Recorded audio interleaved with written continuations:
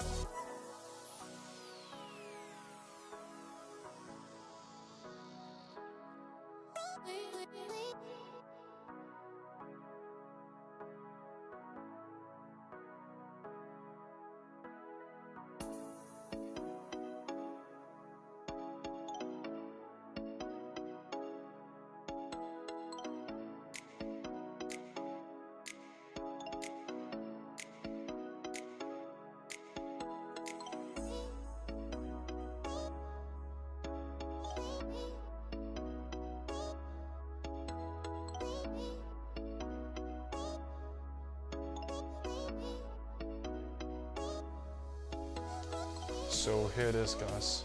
I hope you enjoyed it. The iPad got a new screen and everything is working perfect. It's like brand new. Don't forget to like and subscribe as it will help me, and I hope I'll see you in the next one. Bye bye.